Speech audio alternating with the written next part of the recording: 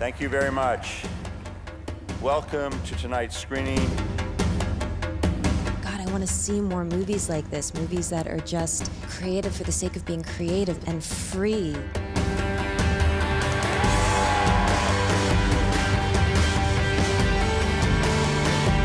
We sold out the Elgin Theater! My people! Toronto Film Festival! Great films, they leave me feeling a little more alive and connected, and they remind me to laugh and hope and hurt and feel.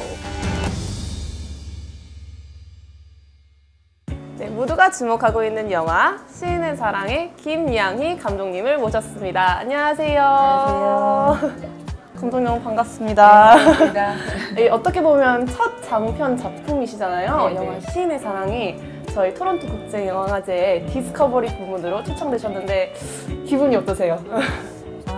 저 모든 게 다 처음이어가지고 그런데 첫 해외 영화제죠. 근데 너무 좀 감격스러워요.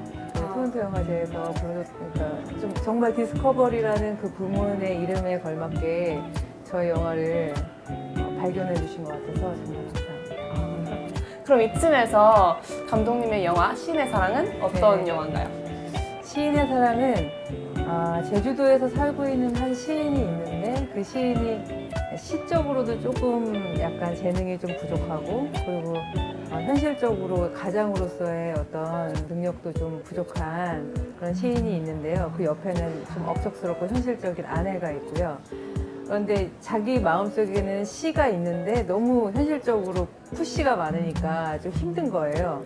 그러던 와중에 어떤 한 소년을 만나게 돼요. 도넛 가게에. 그 도넛 가게에 한 소년을 만나는데 그 소년을 만나면서 가지게 되는 어떤 시적인 영감 그리고 어떤 애정, 연민 뭐 이런 감정들을 따라가는 영화예요. 그렇군요. 제가 또 알기로는 이 영화가 네. 실제 모티브를 이야기를 삼아서 네. 만들어진 영화라고 들었어요. 네. 그러면은 이렇게 실제 이야기에서 어떻게 시나리오를 거쳐서 촬영으로 이어졌는지 정말 네. 궁금하거든요. 실제 이야기는 사실은 아니고 실제 모델이 됐던 인물은 있어요. 제주도에서 제가 우연히 만났던 한 시인이 있는데 그 시인이 굉장히 낭만적이고 동화적인 느낌의 시인이 있어요. 현태쿤 시인이라고 제주도에서 태어나고 자라서 지금은 시인이 된 시인이 있는데 그 시인을 만났을 때 저 사람이라면은 영화적 캐릭터가 될 수 있겠다 매력을 느꼈거든요. 그 시인이 가지고 있는 그런 느낌이 좀 약간 푸근하고 그런데 이제 그 아름다움에 대한 어떤 끊임없는 어떤 추구가 있고 그런데 현실의 무게를 느끼고 있는 정도의 그런 어떤 느낌에서 제가 이거는 캐릭터적으로 만들어 볼 수 있겠다라는 생각이 들었고요.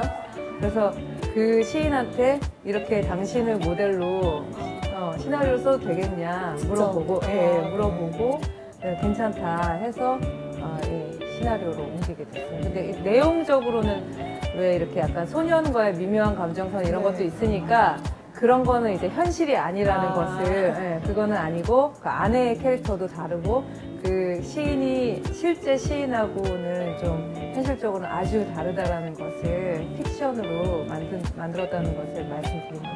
그렇군요. 네. 그러면은 이 영화에서 주연 양희증 씨가 큰 활약을 해주셨잖아요. 캐스팅은 대체적으로 어떻게 진행됐는지 정말 궁금하거든요. 이 캐스팅이 좀 약간 어려운 감정선을 다루고 있는 따라가는 영화이다가 보니까 조금 약간 지금의 어떤 상업 영화에서 나올 수 없는 그런 캐릭터성을 갖고 있었던 것 같아요. 그래서 많은 배우들한테 많은 배우들한테 좀 거절을 당했는데 양희증 선배님은 제가 그 영상원 다닐 때 제가 영화학교 다닐 때 10년 전 인연이에요.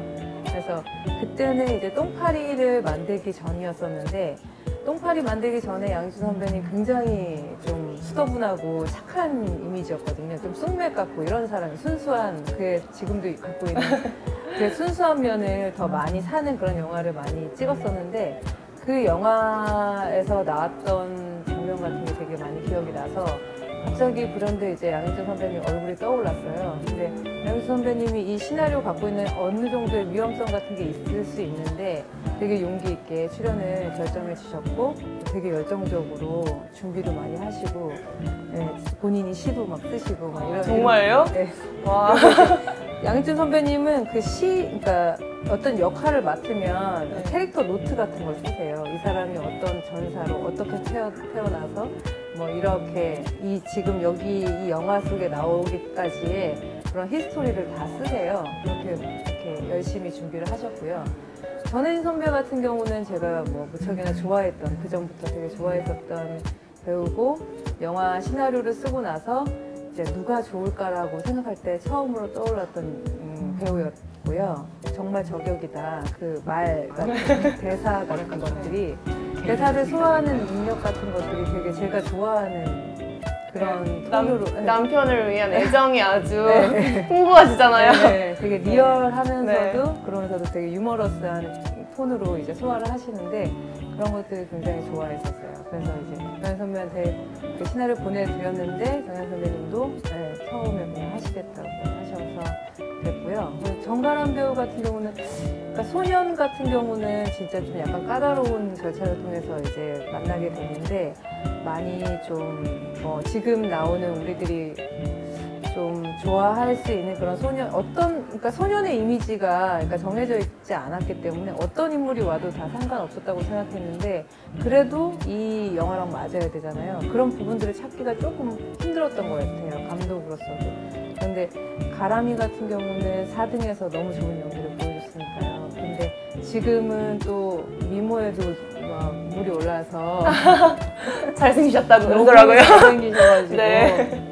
그래서 처음 이제 그 오디션 볼 때도 그냥 좀 뭐랄까 좀 반했다 그래야 될까요? 그런 눈빛이나 이런 것들이 너무 좀 이 소년의 그런 느낌 같은 거를 저한테 많이 영감적으로 많이 줘서 그래서 이제 결정을 했던 것 같아요. 아, 그렇군요. 정말 다채로운 재능의 주연분들이 되게 큰 활약을 해주신 것 같은데 그러면은 전반적으로 이제 촬영장 분위기는 어땠었나요? 촬영장 분위기는 제주도의 겨울에, 한겨울에 찍었는데 제주도 아시겠지만 굉장히 날씨 같은 게 변화무쌍하고 그래서요. 그렇죠. 바람 정말 많이 불고요.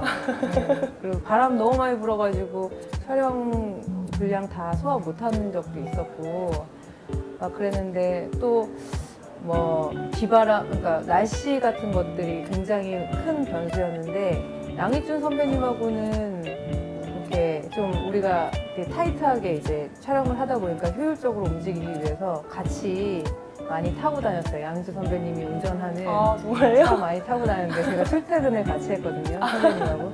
그런데 제주도 이제 그 밤에 정말 무섭잖아요.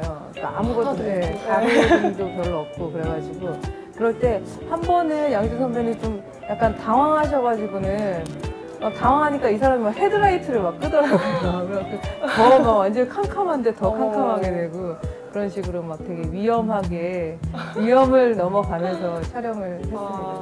즐거웠어요. 정말 되게. 가족 같은 분위기에서 네네네. 촬영을 하셨군요. 네. 그러면은 이제 촬영하실 때 뭐 NG가 많이 났다거나 아니면 좀 촬영이 힘들다거나 아니면 또 제일 재밌었던 부분이 있었나요? 영화를 보시면 알겠지만 마지막 장면이 조금 약간 절묘한 느낌 같은 거를 좀 담아내고 싶었었어요. 근데 그 장면이 그냥 어떤 시인이 오는 장면인데 어떤 동력을 받아서 오는 게 아니라 부시부시간의 일상 속에서 차오르는 슬픔 같은 거잖아요. 근데 그거를 표현하기가 참 힘들고 저도 사실은 그거를 연출하기가 어떻게 양희준 선배님한테 말씀드려야 될까 되게 까다로웠던 것 같고요. 양희준 선배님 그 장면 굉장히 힘드셨을 거예요. 아마 그 장면 정말 테이크 많이 갔어요. 정말 한 50번 정도 간 것 같아요. 근데 그때 서로 믿음이 있었기 때문에요. 이것이 뭐 영화의 성패를 가를 수는 있지만 우리 관계에는 문제가 없다. 우리는 믿는다. 이런 어떤 생각 같은 것들을 서로 복받아 주면서 했던 것 같아요. 그러니까 이제 양희준 선배님도 흔쾌히 그냥 계속 한 번 더 갑시다. 한 번 더 갑시다. 그가 먼저. 네. 정말 명장면이라고 할 수 있나요? 글쎄요. 모르겠어요. 그거는 이제 저희는 만드는 사람이니까 관객들이 어떻게 볼지는 예, 궁금합니다. 저는. 그렇군요. 그러면 영화에서 시인은 대신 울어줄 수 있는 사람이라고 네네. 나타냈는데 그러면 개인적으로 좀 묻고 싶어요. 네. 김양희 감독님께서에게는 시인은 어떤 존재인가요? 시 시인. 또는 시인? 시인은 네, 제가 생각한 대로 많은 예술가들이 그렇겠지만은 그 꼭 대단한 절망 같은 게 없어도 일상 속에서도 일반 사람들도 내가 가지고 있는 어떤 정도의 비애감 같은 것들도 있고 슬픔도 있고 아름다움에 대한 추구도 있고 그런 것들이 있는데 그런 것들을 대신 울어주거나 아니면은 끄집어내서 보여주거나 해서 자꾸 그런 감정 같은 것들을 생각하게 하는 사람이라고 생각하고요. 시라는 것은 계속 그러니까 곱씹어보면 곱씹어볼수록 약간 아름다움, 슬픔이나 그런 감정 같은 것들을 계속 느끼게 해주는 어떤 매개체라고 생각을 해요. 네. 정말 다양한 장르를 가지고 있어요. 네. 뭐 감성적일 수도 있고 시인이 네네. 등장하니까요. 뭐 코미디도 있고요. 그리고 로맨스도 있죠. 이 다양한 영화가 이제 국내 9월 14일에 곧 네네. 개봉합니다. 그러면은 이제 관객 팬분들을 위해서 영화 관전 포인트 몇 가지만 소개해 주실 수 있나요? 이거 영화 보고 나서 저는 그냥 영화에 대해서는 어떤 장면 같은 것들을 생각할 때 즐거움도 있고 슬픔도 있고 되게 괴로움도 있고 뭐 이런 여러 가지 감정 같은 것들이 같이 모여 있는 것이 하나의 삶이라고 생각하거든요. 그런 데서 저는 훨씬 더 리얼리티를 많이 느끼거든요. 그래서 영화 속에서도 그런 어떤 다른 층위의 그런 감정들이 다 오가도록 만들고 싶었어요.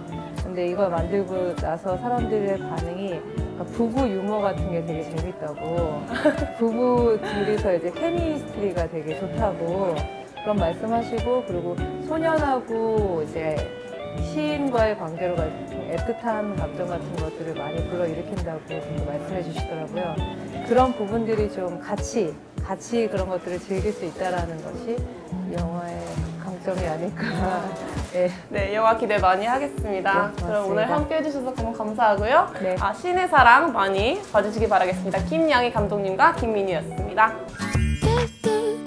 시인은 세상에서 제일 슬프고 아픈 사람들을 위해서 대신 울어주는 게 시인이야.